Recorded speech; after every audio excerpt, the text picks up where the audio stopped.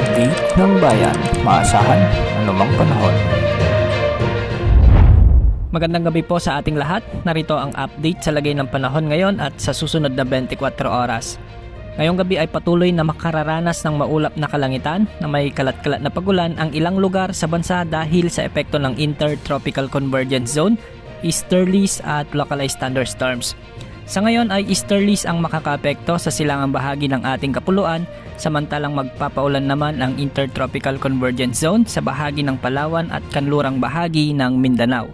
Posible rin ang pag-ulan, pagkidlat-pagkulog sa natitirang bahagi ng ating bansa dahil sa localized thunderstorms. Dahil sa pag-iral ng Intertropical Convergence Zones, posible ang mga pag-ulan sa Palawan, Zamboanga Peninsula, Basilan, Sulu at Tawi-Tawi.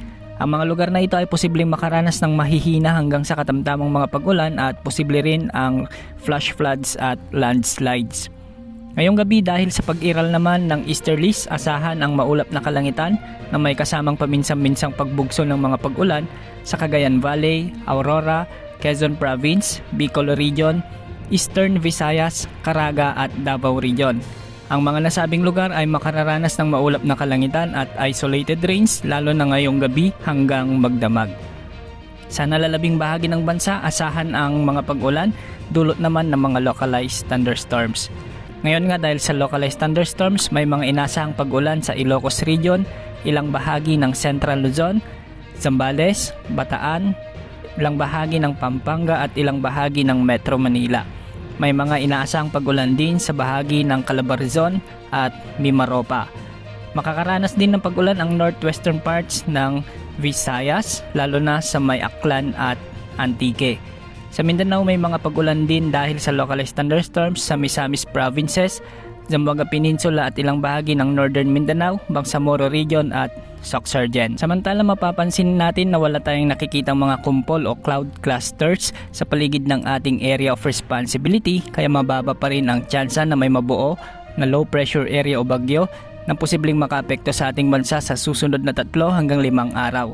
Ayon sa Pag-asa, nasa 2 hanggang sa 3 bagyo ang posibleng pumasok sa ating bansa ngayong buwan ng Hulyo. Ngunit dahil sa kalmado pa ang Pacific Ocean, asahan na magiging storm-free pa rin ang bansa sa mga susunod na araw. Samantala patuloy naman nating nararanasan ang monsoon break o ang pansamantalang pagkawalan ng habagat dahil hindi pa aktibo ngayon ang habagat sa ating bansa. Sa mga nagdaang taon, kapansin-pansin na lumalakas lamang ang habagat kung may bagyo na humihila rito. At ngayon nga, dahil walang bagyo na manghihila rito, hindi rin umiiral ito sa ating kapuluan. Samantala ayon naman sa latest wind outlook mula sa ginagamit nating wind models, posibleng iiral ang habagat sa susunod na linggo. Posibleng magdala muli ito ng maulap na kalangitan at minsan ay mahihina hanggang sa katamtamang mga pag-ulan sa mga susunod na araw lalo na sa kanlurang bahagi ng Pilipinas. Yan ang update sa lagay ng panahon. Ito po ang weather update ng bayan, maaasahan anumang panahon.